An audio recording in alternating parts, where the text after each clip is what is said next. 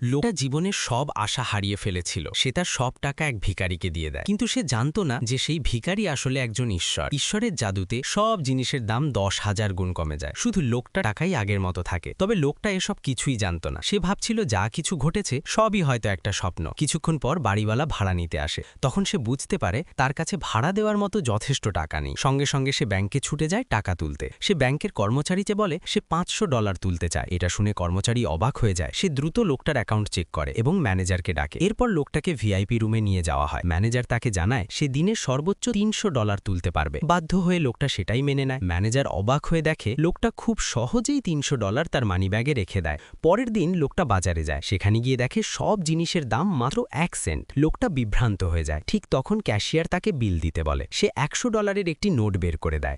এত বড় নোট দেখে ক্যাশিয়ার ভয় পেয়ে যায় এবং সঙ্গে সঙ্গে অ্যালার্ম চাপ দেয়। তখন কয়েকজন কালো স্যুট পরা লোক এসে তাকে ধরে নিয়ে যেতে চায়। ঠিক সেই সময় দোকানদার এসে লোকটাকে বাঁচায় এবং নিজের গাড়িতে নিয়ে যায়। দোকানদার তাকে বলে সে চাইলে পুরো শপিং মলটাই কিনে নিতে পারে। এটা শুনে লোকটা পুরোপুরি হতবাক হয়ে যায়। কিছুক্ষণ পর দোকানদার তাকে বাড়ি পৌঁছে দেয়। বাড়ির দরজায় পৌঁছানোর সাথে সাথে বাড়িওয়ালা তাকে থামায়। তার 2 মাসের ভাড়া বাকি ছিল, কিন্তু লোকটার হাতে টাকা দেখে বাড়িওয়ালা খুব খুশি হয়ে যায়। এরপর সে জানায় পুরো বিল্ডিংটাই এখন লোকটার। লোকটা পুরোপুরি বিভ্রান্ত হয়ে যায়। ঠিক তখনই সে বুঝতে পারে সে হয়তো সত্যিই ধনী হয়ে গেছে। সে চুপচাপ তার ফোনে ব্যালেন্স চেক করে আর তার হৃদয় আনন্দে ভরে ওঠে।